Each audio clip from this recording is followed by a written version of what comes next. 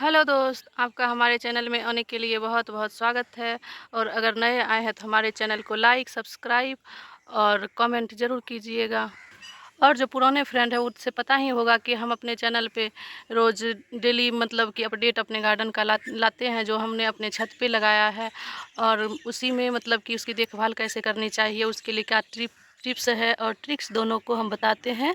तो आइए आप लोग भी हमारे चैनल पे बने रहिए और देखिए आज हम आपको क्या नई जानकारी देने वाले हैं। तो आप लोग भी इसे इसे पहचानते ही होंगे। ये क्या है, अगर नहीं पहचानते हैं तो मैं आप लोगों को जानकारी के लिए बता दूं कि ये है, इसे खल्ली कहते हैं, जो सरसों के तेल से बनता है। तेल जब सरसों को ले जाते हैं तेल निकालने के लिए, तो उसे क्या करते हैं, जब मतलब मिल में देने के बाद, तेल निकलने के बाद जो उसका बचता है ना कचरा, या जो भी कह सकते हैं सूखे हुए तो भाग जो, तो उसे हम लोग खल्ली कहते हैं, सरसों की खली।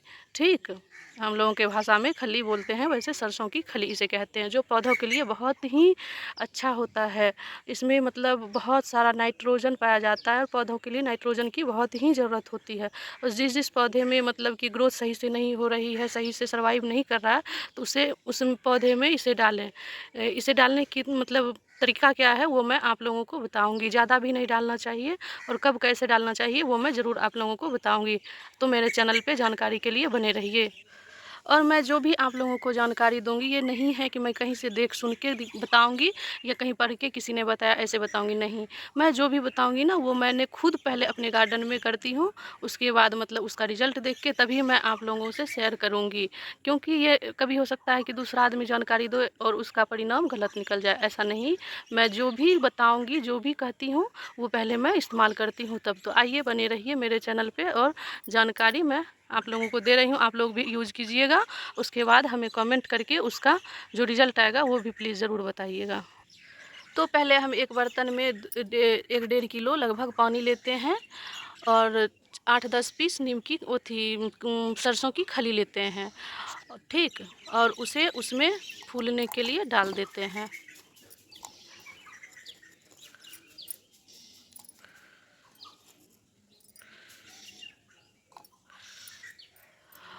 और फ्रेंड्स, जब इसे फूलने के लिए हम डाल दिए हैं, और इसे 24 घंटा इसी तरह हम रहने देंगे और किसी बर्तन से हम ढक देंगे।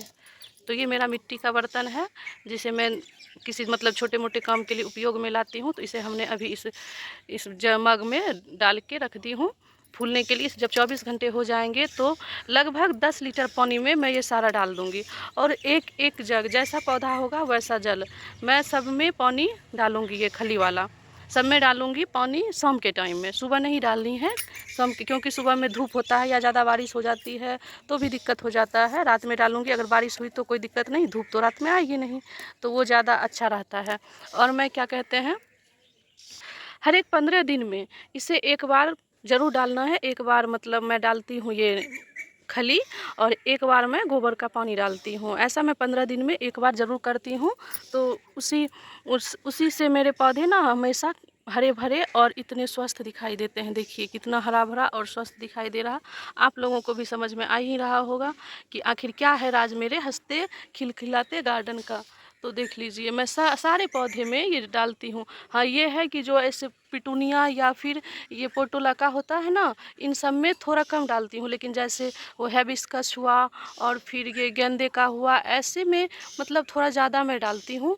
जैसे अगर एक बड़ा पॉट है तो उसमें आधा जग, और अगर मतलब उससे भी बड़ा है 20 इंची का होता है ना, 20 केजी वाला, जिसमें कि मिट्टी 20 केजी 30 केजी आ जाए, तो उसमें मैं एक जग डालती हूँ। तो इससे क्या होता है, पौधे को ज़्यादा नाइट्रोजन मिलता है और सारे विटामिन्स और प्रोटीन कार्बोहाइड्रेट सब चीज़ मिलते हैं पौधे को, और वो अच्छे से ग्रोथ करते हैं और हेल्दी रहते हैं।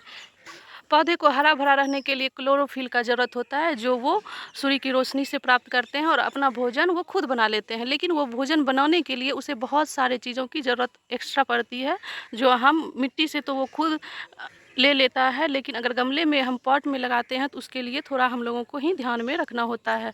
अगर हम ध्यान में नहीं रखेंगे तो हमारे पौधे हेल्दी ग्रोथ नहीं कर पाएंगे और हेल्दी फ्लावर भी नहीं दे पाएंगे।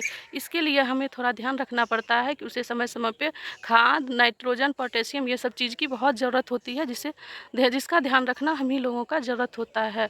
तो आप लोगों का हमारा ये टिप्स और ट्रिक्स कैसा रहा, कमेंट करके ज़रूर बताइएगा। Thank you.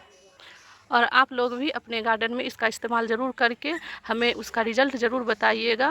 Please please please, हमें भी अच्छा लगेगा कि आप लोग हमारी बात मानकर अपने गार्डन में उसका यूज़ किए और फिर उसका अच्छा रिज़ल्ट आया और आप लोगों ने हमसे शेयर किया।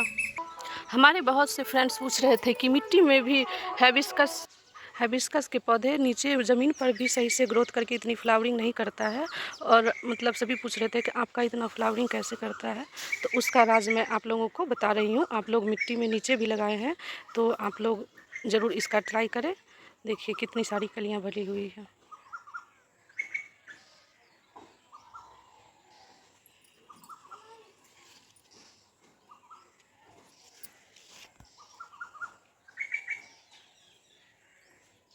कितने सारे ये कली निकले हुए हैं, देखिए।